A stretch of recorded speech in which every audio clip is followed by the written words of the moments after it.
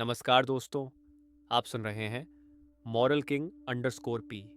ये चैनल समर्पित है ऐसी कहानियों को जो समाज की सच्चाई, गरीब की पीड़ा और इंसान के संघर्ष को सामने लाती हैं। आज से हम शुरू कर रहे हैं हिंदी साहित्य के महानतम उपन्यासों में से एक, गोदान। ये कहानी है एक किसान की, उसके सपनों की और उसकी टूटती हुई आशाओं की। तो चलिए शुरू करते हैं गोदान।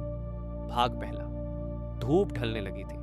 गांव की कच्ची पगडंडी पर एक थका हुआ किसान धीरे धीरे चला आ रहा था। उसके कंधे झुके हुए थे, चेहरे पर झुर्रियां थीं और आंखों में बरसों की थकान।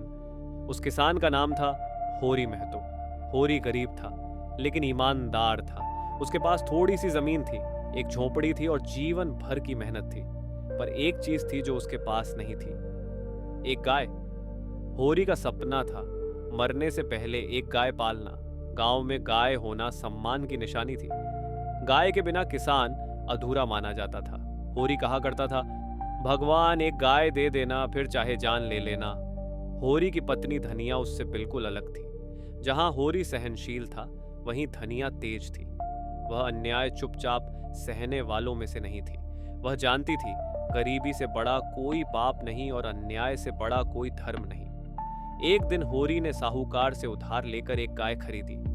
गाय घर आई तो जैसे घर में लक्ष्मी आ गई। होरी की आंखों में आंसू थे।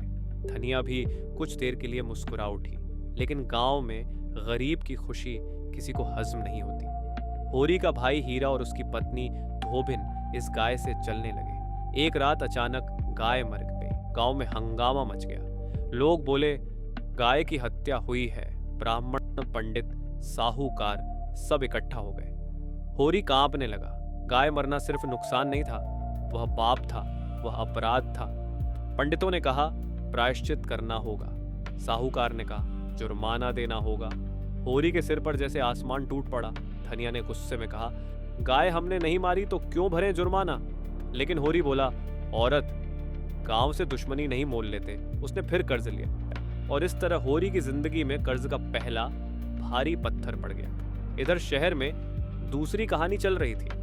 डॉक्टर, मालती पढ़ी लिखी आधुनिक विचारों वाली युवती और मेहता आदर्शवादी विचारशील युवक। शहर की चमक दमक और गांव की गरीबी दो अलग दुनिया थी, लेकिन दोनों दुनिया एक ही समाज की परछाइयां थी।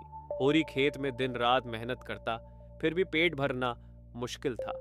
उसका बेटा गोबर इस गरीबी से तंग आ चुका था। उसके मन में बगावत थी। वह बोला, बाबूजी, इस खेत में सिर्फ मौत उगती है। गोबर एक दिन घर छोड़कर शहर चला गया।